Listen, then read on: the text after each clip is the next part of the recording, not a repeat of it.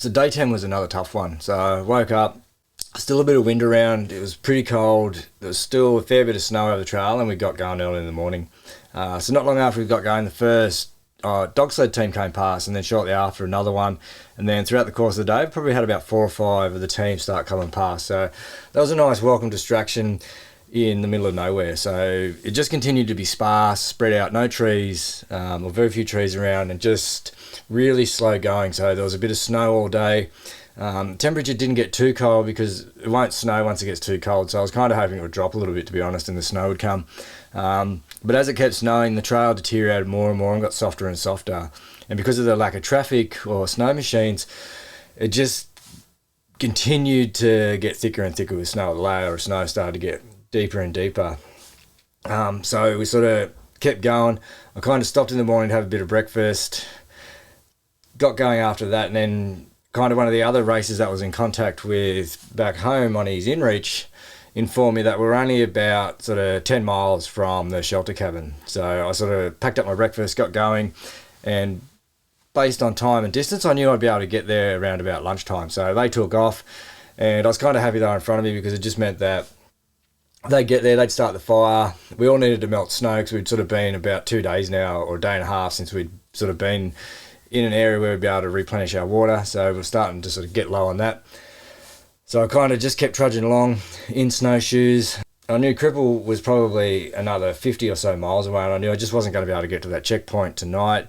Sort of trying in my head, or thinking in my head, whether I was going to be able to make the shelter cabin that was closer, but it was really close to Cripple, so I knew tonight was going to be another bivvy. So I just kept sort of chipping away, kind of just thinking in my head, as long as I'm moving forward, then I'm getting towards my final destination. So it didn't really matter how slow I was going.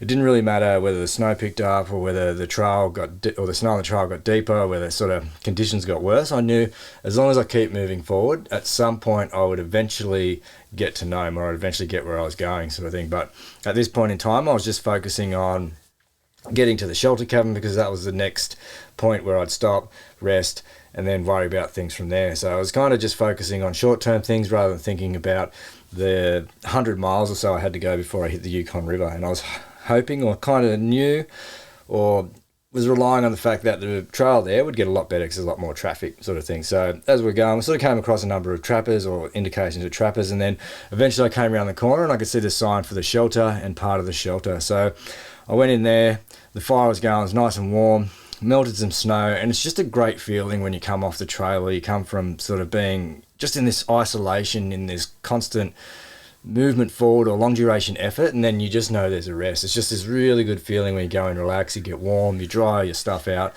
you drink a heap of fresh water, you melt snow, you just have some food, and then you're ready to go again. The downside of melting snow in the cabins is that if there's a lot of trees around, then you get a lot of sort of ground litter, a lot of shit in your water. So my water ended up being full of little pine bits, full of like little hairs off the trees, and just full of a lot of crap that I probably didn't, or wasn't interested in having my water. But the upside was it was nice fresh water, the snow was reasonably clean, so if I tried to filter out a few of those little bits and then just get the water as clean as I could. But ultimately it tasted fine, it was fine, and it was going to do the job of rehydrating me as I needed. So it sort of caught up to the other 2 races, and we're kind of working together here. And I think that had a little bit to do with just the sheer isolation, is that it was just a little bit nicer to move in a group of the 3 of us. So we did sort of split up here and there, but kind of just kept meeting up every now and then, and had a fairly similar strategy as to where we're going to sleep and how we're going to go about that.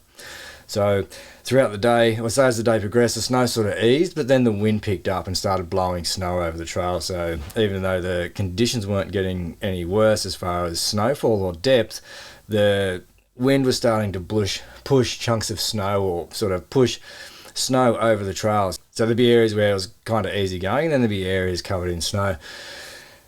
For some of the trail, because the wind picked up, it actually hardened the surface, so it was kind of in and out of snowshoes for the rest of the day. And so I was sort of pushed on until nightfall. And then as night came, the wind really started to pick up and the temperature really started to drop. So we sort of started going along, and we're kind of looking at the topo on the map to try and work out how far we could go until there was a depression in the ground big enough to hide from the wind. Because the terrain was really sparse in the area that we sort of hit around midnight. So we're just trying to find an area that was out of the wind, or an area where we could set up a bit of a windbreak, just to get some relief from the sheer cold being and the wind driving into the sleeping bag. So we eventually found a spot that was kind of sheltered enough, bivvied down there and got to sleep, sort of thing. So we thought probably 6 hours sleep, and then we get up in the morning and start heading towards the checkpoint at Cripples. So overall, it's about 33 miles, 53 kilometres. So again, not another really productive day, or not another great day, a little bit below what I wanted, but it is what it is, and it's kind of, you just keep pushing forward. So a common theme was just that, take what you can get and just keep pushing forward.